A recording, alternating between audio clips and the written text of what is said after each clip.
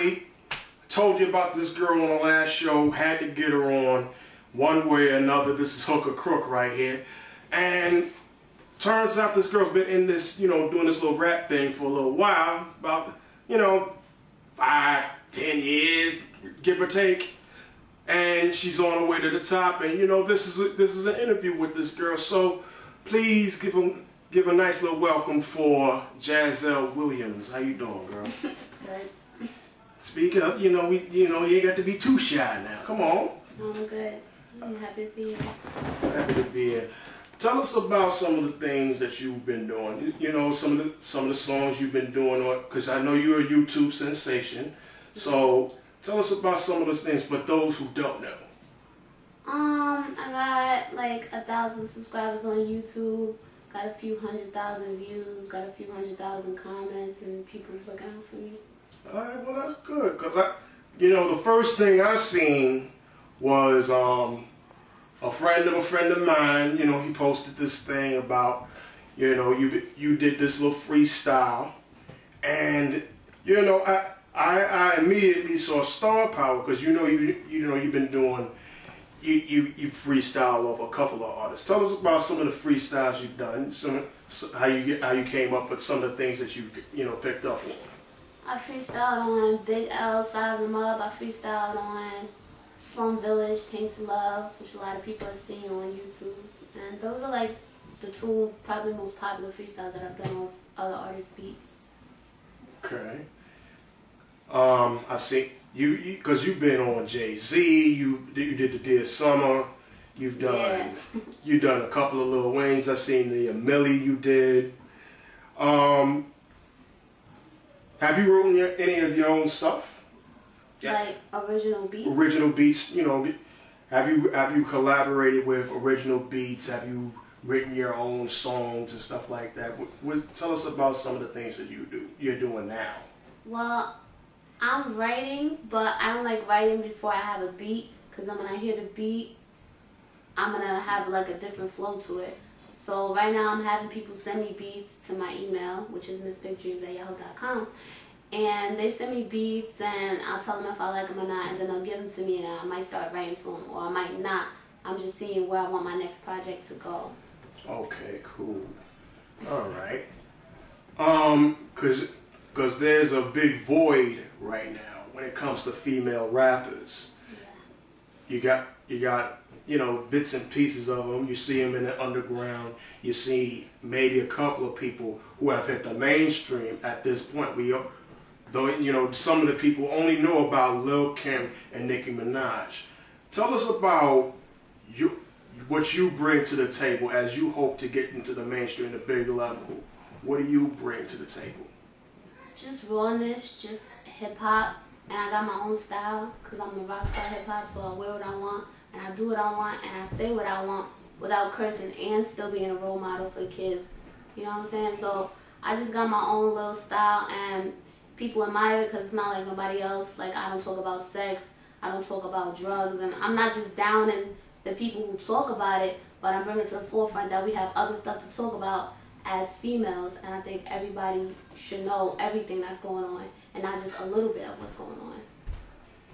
You got so many people, down and wondering when the new hip hop is coming, because we've only seen so little of it, and it's a big thing for me seeing and having you here, because the last big time that female artists have come together, the last time I could remember, 5 hip-hop artists are female. You had Lil Kim, you had Angie Martinez, you had Missy Elliott, you had the Brat, and you had Lisa Left Eye Lopez, rest her soul.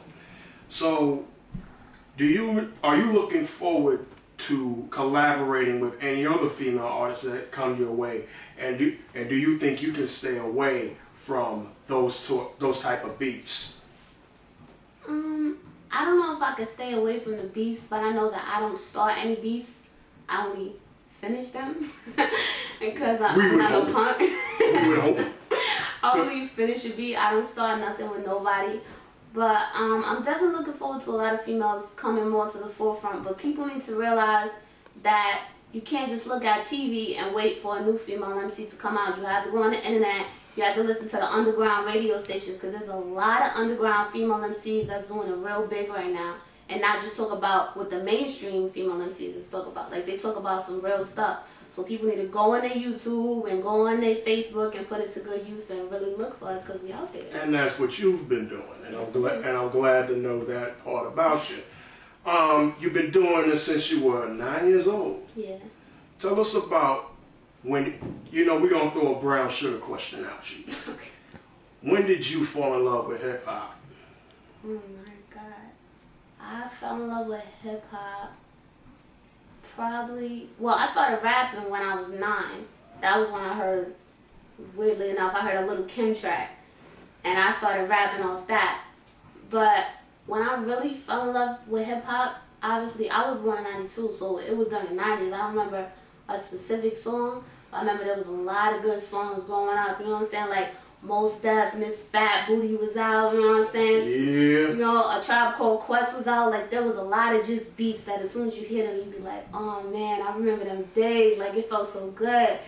But it wasn't just one song. Like, I remember there was just a lot of songs, you know what I'm saying? And I was a little kid. I was into Bow Wow at that point. But I didn't really think of Bow Wow's hip hop. I just thought like he was really cute and he just rapped. Like most people, like most girls. He just rapped. So I was in love with Bow Wow the person, but I was in love with hip hop the culture. And I started doing my research and I started rapping. My mother told me I sounded like Roxanne Shante. Started doing my research on her, found out a bunch of other people, stuff. You know, people saying hip hop is dead. Stuff started coming on TV. I'm watching everything on TV. I'm buying DVDs. I'm begging my mother for money. And I mean, I just found out a lot of stuff that happened that I didn't know about before. And I was happy about it. That other people felt the way I felt about true hip hop. And it's fun. A lot of people have really gone south with a lot of what is expected of hip hop these days. And now you're starting to see a lot of shows that celebrate rap and hip hop are disappearing. And now you got 106 & Park as the only show that broadcasts hip hop, Freestyle Fridays, Wild Out Wednesdays. Have you any aspirations to be on that show, and how many videos you like to put on? It would be nice to be on 106 & Park, but I would have to see like exactly where I want my music to start out to go, because I know that 106 & Park is like the bridge between mainstream and then almost underground. Like, some underground people can get their videos played, but it's mostly on 106 & Park southern music, stupid music, retarded music.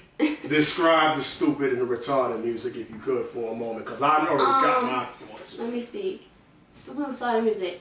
Racks on racks on racks. Racks on racks on racks. Yes! Like, not all southern music is retarded. Like, sometimes, you know, sometimes certain artists rap about stupid things, but it's all they know. But they shouldn't necessarily be MCs, because not everybody can be an MC. But I feel like these days people just rap about what they know and think they're an MC now. Like I used to sell drugs, so I'm gonna rap about selling drugs and I'm gonna get famous. And you can really get famous off that, whether you're lyrical or not. And I don't think that's right.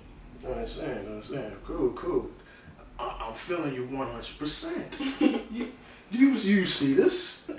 She gets it. She gets it. That's rare that people get that kind of mode. But you know, that's real cool. And you see, I don't give this face to anybody.